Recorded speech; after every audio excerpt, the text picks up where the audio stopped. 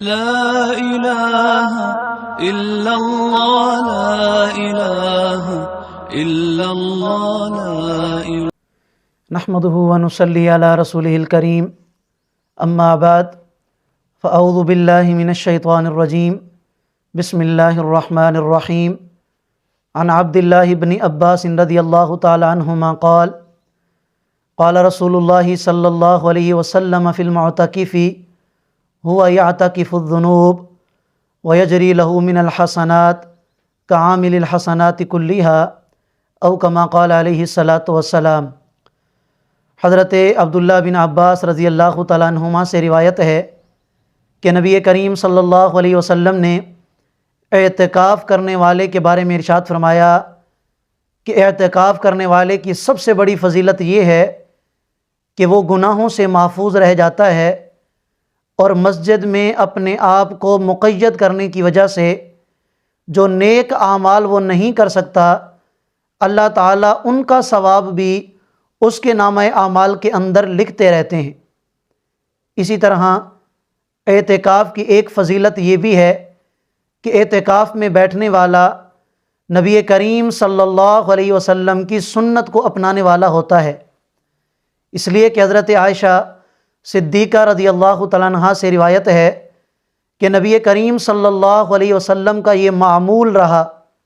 کہ آپ نے اپنی وفات تک ہر رمضان کے آخری عشرہ کا اعتکاف فرمایا ہے، اور پھر جب آپ کی وفات ہوئی تو ازواج مطہرات رضی اللہ تعالی عنہن نے اور آپ کے صحابہ کرام رضوان اللہ تعالی علیہ مجمعین نے اس مبارک سنت کو جاری رکھا۔ بے شمار روایات ایسی ہیں کہ جن سے ہمیں معلوم ہوتا ہے کہ اللہ کے گھر میں عبادت کی نیت سے ٹھہرنے والا، یعنی اعتکاف کی نیت سے ٹھہرنے والا، اللہ تعالیٰ کے ہاں اس کا بہت بڑا اجر و ثواب ہے۔ بعض روایات میں آتا ہے کہ اعتکاف کرنے والا یہ ایسا ہے جیسا کہ حج اور عمرہ کرنے والا، جتنا ثواب اللہ تعالیٰ حج اور عمرہ ادا کرنے پر عطا فرماتے ہیں اتنا ہی اللہ تعالیٰ ایک دن کے اعتکاف کرنے پر عطا فرما دیتے ہیں۔ محترم دوستو، علماء کرام نے اعتکاف کے فضائل اور اعتکاف کے فوائد کے بارے میں چند باتیں ارشاد فرمائی ہیں، ان میں سے چند ایک میں آپ حضرات کے سامنے ذکر کروں گا۔ چنانچہ سب سے پہلی بات کہ اعتکاف کرنے والا اللہ کے گھر میں رہنے کی وجہ سے گناہوں سے محفوظ ہو جاتا ہے، اس سے گناہ سرزد نہیں ہوتے۔ دوسرا فائدہ کہ اعتکاف کرنے والا ہر قسم کے جھگڑوں سے محفوظ رہتا ہے، ہر قسم کی غلطیوں سے محفوظ رہتا ہے کہ جب وہ مسجد کے اندر مقید ہوگا، اللہ کے گھر میں بیٹھا ہوگا، تو نہ وہ کسی کی غیبت کرے گا، نہ وہ کسی کی چغلی لگائے گا، نہ وہ کسی کو برا بھلا کہے گا، نہ وہ کسی پر غصہ کرے گا، اور نہ ہی اس کا کسی کے ساتھ کوئی جھگڑا ہوگا۔ یہ سب سے بڑا فائدہ ہے اعتکاف میں بیٹھنے کا۔ تیسرا فائدہ علماء کرام فرماتے ہیں کہ اعتکاف میں بیٹھنے والے کو اچھی صحبت میسر آ جاتی ہے، اس لیے کہ مسجد یہ فرشتوں کا مسکن ہے۔ مسجد کے اندر نمازی لوگ، علماء کرام، صلحاء، نیک لوگ مسجد کے اندر ہوتے ہیں، تو ان لوگوں کی صحبت اعتکاف کی برکت سے معتکف کو حاصل ہو جاتی ہے۔ چوتھا فائدہ علماء کرام فرماتے ہیں کہ اعتکاف میں بیٹھنے والا یہ اللہ کا مہمان ہوتا ہے، اور اللہ رب العالمین اس کے میزبان ہوتے ہیں۔ اور یہ تو دنیا کا قانون ہے کہ جب کسی مسلمان کا کوئی دوسرا مسلمان مہمان بنتا ہے تو وہ انسان ہونے کے ناطے، مسلمان ہونے کے ناطے اس کا بڑا اکرام کرتا ہے۔ تو اللہ رب العالمین جو کائنات کے رب ہیں، کائنات کے پروردگار ہیں، کائنات کے پالنے والے ہیں، وہ اپنے مہمان کا کتنا اکرام فرمائیں گے۔ تو اعتکاف کرنے والا یہ اللہ تعالیٰ کا مہمان ہوتا ہے، گویا اعتکاف میں بیٹھنے کی وجہ سے اللہ کا مہمان بننے کی فضیلت حاصل ہو جاتی ہے۔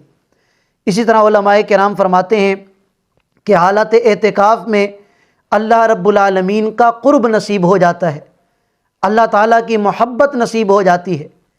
اسی طرح ایک اور فائدہ علماء کرام یہ بھی بیان فرماتے ہیں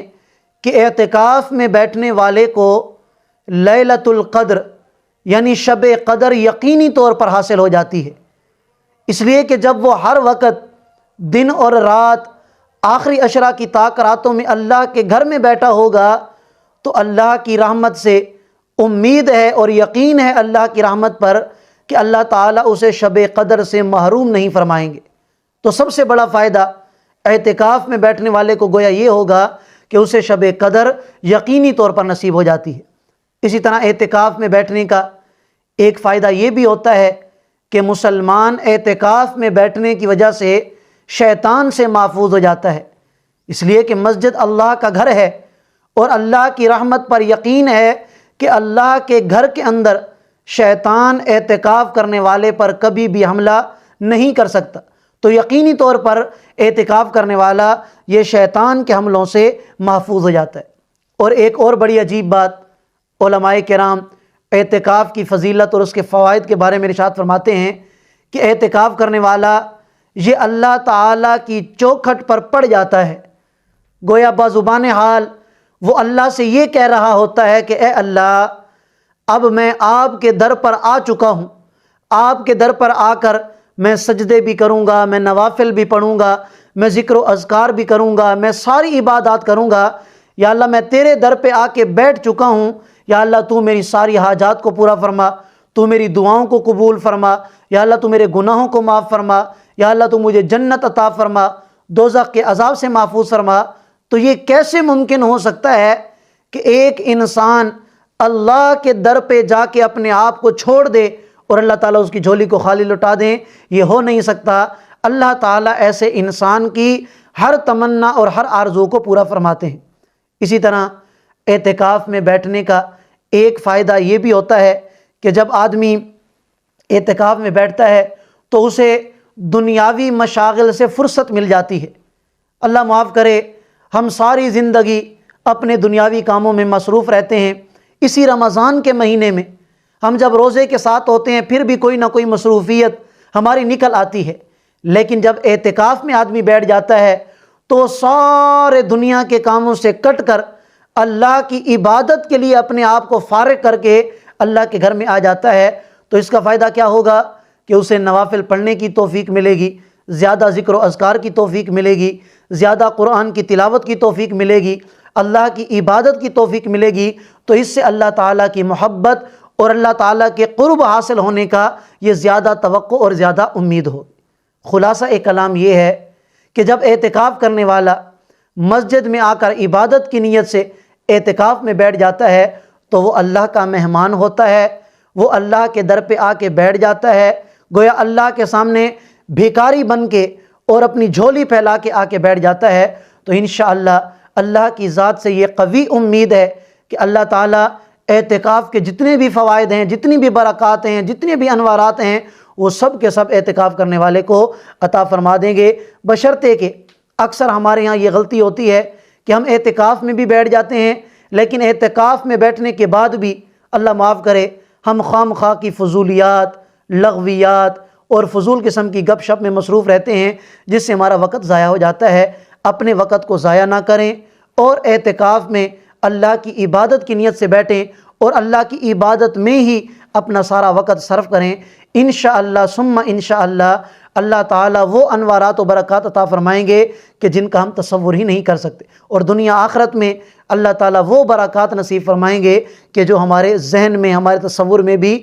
نہیں آ سکتی۔ تو اللہ تعالیٰ کی بارگاہ میں دعا گو ہوں کہ جو مسلمان اعتکاف میں بیٹھنے کا ارادہ رکھتے ہیں، اللہ تعالیٰ ان کے ارادے میں تقویت عطا فرمائیں اور اللہ تعالیٰ انہیں بیٹھنے کی توفیق عطا فرمائیں اور ان تمام فوائد کو حاصل کرنے کی، فضائل کو حاصل کرنے کی بھی توفیق عطا فرمائیں۔ وآخر دعوانا ان الحمد للہ رب العالمین۔